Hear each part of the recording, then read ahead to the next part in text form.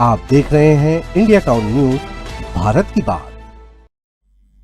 एक तरफ सरकार प्रदेश की स्वास्थ्य सेवाओं को मजबूत करने के बड़े बड़े दावे कर रही है और हाल ही में शहर में दर्जन भर नई 108 संजीवनी एक्सप्रेस एम्बुलेंस को हरी झंडी दिखाकर रवाना किया गया। लेकिन दूसरी तरफ जमीनी हकीकत इन दोनों दावों पर सवाल खड़े कर रही है। राजनांदगांव में नई एम्बुलेंस मिलने के महज 1-2 दिन बाद ही ऐसी लापरवाही सामने आई है जिसने पूरी व्यवस्था की पोल खोल दी।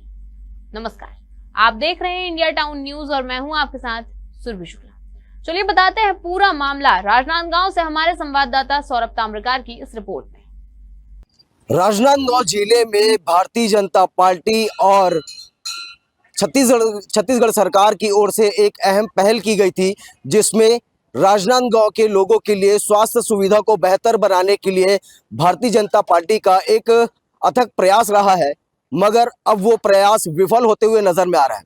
आपको बता दें कि बीते 1 अप्रैल के दिन में राजनांदगांव जिले के स्वास्थ्य सुविधा को और गति प्रदान करने की नीयत से भाजपा सरकार ने राजनांदगांव के मेडिकल कॉलेज, जिला अस्पताल समेत और भी जो स्वास्थ्य सुविधाओं को बेहतर कराने का उद्देश्य होता है, जिसके तहत में तकरीबन 13 संजीवनी एक्सप्रेस एम्बुलेंस यहां दिया गया था, जिसके बाद ये भी कहा गया था और जनता से भी अपील की गई थी कि अब स्वास्थ्य सुविधा को और भी तेज गति प्राप्त होगी।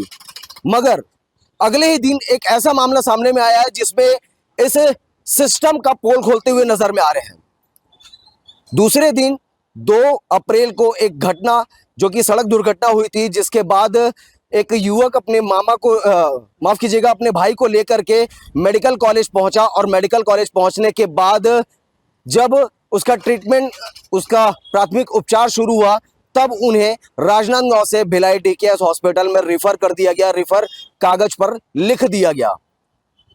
मगर फिर भी अब तक के सवाल वहीं पर ही है। लेकिन बड़ी बात आपको बता दें कि जो हॉस्पिटल रेफर के लिए लिखा गया है, तब परिजन जो है, जो घायल व्यक्ति था, उनके भाई, उनके द्वारा 108 संजीवनी को लगातार लगभग शाम के 5 बजे से कॉल किया गया, फोन के माध्यम से सूचना दिया गया, बुलाने के लिए अथक प्रयास किया गया। मगर बड़े ही शर्म की बात यह है कि स्वास्थ्य सुविधा को जिस तरीके से गति देना चाहिए था, वो रात के 12 बजे के बाद तक भी संजीवनी 108 एम्बुलेंस मेडिकल कॉलेज में नहीं पहुंच पाया।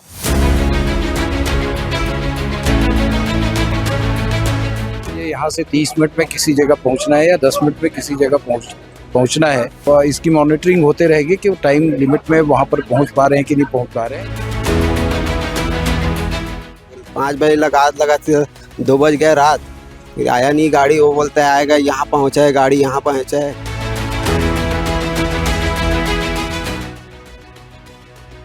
राज्य सरकार द्वारा 31 मार्च को प्रदेश भर में 370 नई एम्बुलेंसों को हरी झंडी दिखाई गई, जिसमें राजनांदगांव मेडिकल कॉलेज को भी 13 नई 108 संजीवनी एक्सप्रेस एम्बुलेंस मिली। इनमें 11 बेसिक लाइफ सपोर्ट यानी BLS और 2 एडवांस लाइफ सपोर्ट यानी ALS एम्बुलेंस शामिल है। इस दौरान विधानसभा अध्यक्ष डॉक्टर रमन सिंह और संतोष पांडे भी वर्चुअल रूप से कार्यक्रम में शामिल हुए।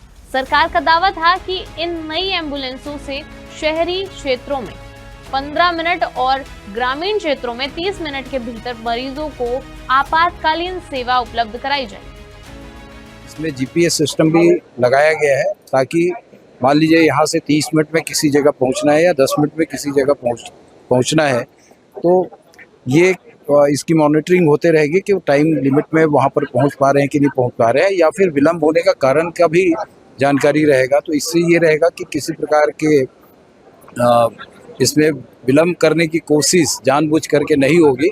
समय अनुसार मरीज के पास ये वाहन पहुँचे और मरीज को उसकी सुविधा मिले, ये नए सिस्टम उसमें लागू किया गया है।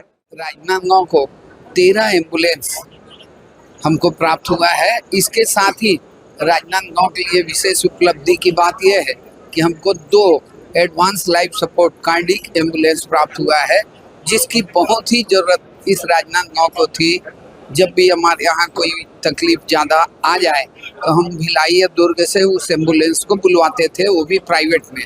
आज वो एम्बुलेंस हमको प्राप्त हो गया है, इससे स्वास्थ्य सेवा करने में हम सबको को सहूलियत होगी। लेकिन इन दावों के ठीक अगले ही दिन हकीकत कुछ और ही नजर आई। 2 अप्रैल को एक सड़क दुर्घटना में घायल मरीज को राजनांदगांव मेडिकल कॉलेज लाया गया, जहां प्राथमिक इलाज के बाद उसे गंभीर हालत में रायपुर के डीकेएस अस्पताल रेफर किया गया। परिजनों ने शाम 5 बजे 108 एम्बुलेंस के लिए कॉल किया, लेकिन हैरानी की बात ये रही कि रात 12 बजे तक भी एम्बुलेंस मौके पर नहीं पहुंची। करीब 7 घंटे एक मरीज जिंदगी और मौत के बीच जूझता रहा और परिजन सिर्फ मदद का इंतजार करते रहे।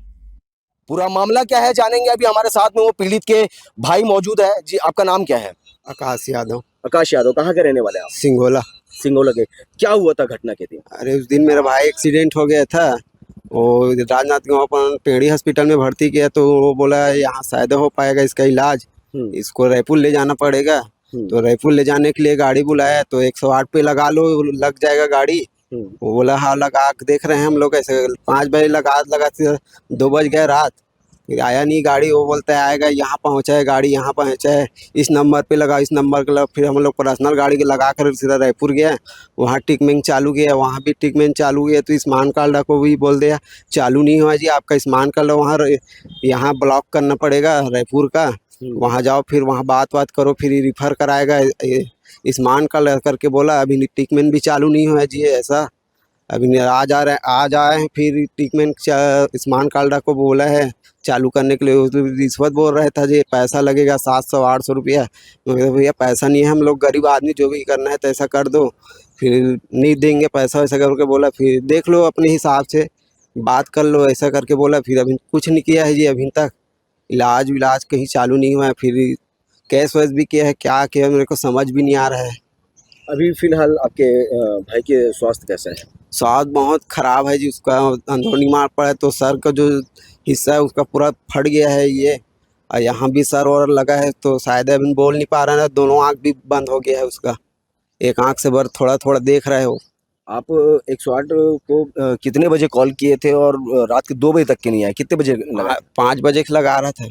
किसी और बड़े डॉक्टर से बातचीत हुई थी मेडिकल कॉलेज में? बात किया तो जो बड़े डॉक्टर 108 वाले को दे रहा, उसका नंबर में लगाओ, तो नंबर में लगाया तो बात किया, तो अभी गाड़ी यहाँ पहुँचा है, आ रहेगा 15-10 मिनट में, अभी तक आया नहीं जी वो।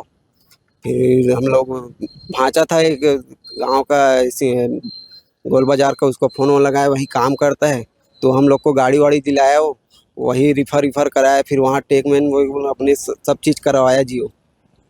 इस दौरान में अगर आपके भाई के साथ कुछ दुर्घटना, जो अप्रिय दुर्घटना है, अगर ऐसा कुछ हो जाता तो उसके जिम्मेदार कौन? अस्पताल लोग होता है जी, वो अधिकारी लोग होता है वहाँ, जो भी डॉक्टर वही लोग होगा, और कौन होगा। देखिए मामला यही नहीं थमता। आपको बता दें कि एक पीड़ित जब 108 एम्बुलेंस को कॉल करता है तो 108 के द्वारा बता दिया जाता है कि अभी जितने भी 108 संचालक जो उनके एग्जीक्यूटिव होते हैं वो सारे लोग बिजी हैं। बड़ी बात तो सुनने को ये भी मिल रही है कि अब आपको वो 108 एम्बुलेंस 108 के नंबर पर, डायल 108 के नंबर पर नहीं बल्कि डायल 112 के नंबर पर मुहैया करवाई जाती है। सबसे बड़ा खुलासा तो उस समय हुआ जब हमारे विश्वसनीय सूत्रों ने हमें यह जानकारी दिया कि राजनांदगांव के जिला चिकित्सालय और मेडिकल कॉलेज में जितने भी 108 संजीवनी एम्बुलेंस खड़ी थी, उनके ड्राइवर और उनके संचालकों से जब बात किए तो उनका साफ कहना ये था, कैमरे पर आने से तो साफ तौर पर मना कर दिए थे क्योंकि उनकी भी नौकरी का सवाल था, मगर साफ तौर पर यह भी कहा है कि किसी भी प्रकार से, किसी भी तरीके से उनके पास कोई ऐसी घटना के बारे में जानकारी नहीं मिली है। अब कहानी आपको बताते हैं। कहानी ये है कि जब मरीज या उनके परिजन 108 एम्बुलेंस को कॉल करते हैं तो वो कॉल 108 एम्बुलेंस तक जाती जरूर है, मगर वो कह देते हैं कि हमारे एग्जीक्यूटिव सारे लोग बिजी हैं, तो आपको समय आधार पर वेट करना पड़ेगा। जबकि सरकार दावा करती है कि राजनांदगांव जिले में 108 संजीवनी एम्बुलेंस मिलने पर तकरीबन 20 मिनट से आधी घंटे के भीतर में ही आप तक के एम्बुलेंस पहुंचेगी और स्वास्थ्य का उचित लाभ आपको मुहैया करवाया जाएगा। सरकार के दावे का पूरा पूरा पोल खोलते हुए नजर में आ रही है। आपको बता दें कि नई नई जो एम्बुलेंस आप तस्वीरों में देख पा रहे होंगे, नई नई एम्बुलेंस आज भी यहाँ पर खड़ी हुई है। मगर सबसे बड़ी बात यह है कि अगर आप 108 नंबर पर फोन लगाएंगे तो वो नंबर इनके ड्राइवर के पास या इनके संचालक के पास नहीं पहुंचेगा, बल्कि रायपुर जाएगा और रायपुर में आपको कह दिया जाएगा कि ये 108 एम्बुलेंस अभी बिजी है। जबकि वर्तमान स्थिति में उस समय जब घटना हुआ था तब बता दें कि यहाँ तकरीबन जिला चिकित्सालय में 4 108 संजीवनी खड़ा हुआ था और बाकी के एम्बुलेंस जो है वो मेडिकल कॉलेज में खड़े हुए थे।